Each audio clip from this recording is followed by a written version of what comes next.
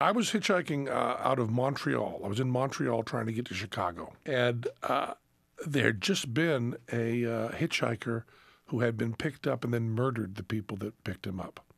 And it was a big, big story in Montreal.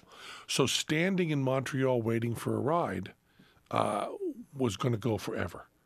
And there was a train yard going by, a train yard near there. And we'd been standing out in the semi-cold, it was March or so, for, whatever was unacceptable to us, which probably would have been 10, 12 hours, without so much as even a glance that we were going to get a ride. So we said, there's a train going by. And we climbed through this field over barbed wire and stuff, and there was this slow-moving train. Mm-hmm. But still, a slow-moving train is still moving.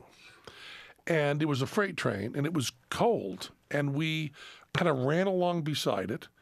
And one of us, I don't remember which one, grabbed the train. And then the other one was seeing the other person take off. So you'd made your commitment, so the other one jumped on. And we were about, because of the indecision, 5 or 6 cars apart. And then had to climb along the top of the train to meet. And then we were holding on between trains, between cars, freezing to death. Freezing. Our hands were cold. We had backpacks on, and the train was now going full speed. Now, at no time, none of you have asked the question that shows maybe you're as stupid as we were. You've never said, was the train going in the direction you were trying to go? Was it going towards Chicago? Never even crossed our minds. And we jumped on the train, and then it was going fast, really fast, and we're outdoors. Yeah, it's Canada, and it's cold.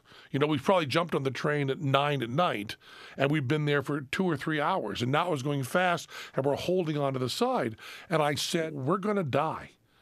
And he said, we have to get a place we don't have to hold on all night.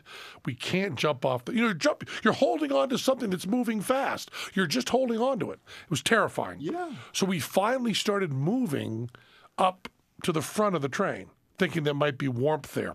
Now, the great thing is you have to imagine we went across a whole field and jumped on the train. So from the time we saw the train to the time we got on the train, there were what seemed like a mile of cars. And now we are moving at a crawl along the top of the cars to try to get to the front of the car. Now, if 2 jugglers are crawling at a mile an hour while the train is going no, it doesn't matter. Which way is the smoke going? We got ourselves to the second engine or third engine, and there was a door, and there was nobody in there, and there was where the engine was. And we opened the door, and it was just so warm and cozy and nice. And we opened the door, and all of a sudden, all the suffering went away. And all of a sudden, we're just traveling in about 70 degrees, took our packs off, took everything off. It'd been 4 hours out in the cold holding on to this, and now we're inside. And now we realize that there is nothing around us, and the train is just rocketing. Or I guess training. Very quickly. And no sign of stopping, and no sign of a city or anything. And finally, this is 5 hours of travel, multiple hundreds of miles. We finally look at each other and go, you think we're going towards Chicago? And we finally slowed down and came into a train yard. And it was dawn. And it got slow enough, and we opened the door, and we kind of jumped out. And we're in a train yard somewhere in Canada.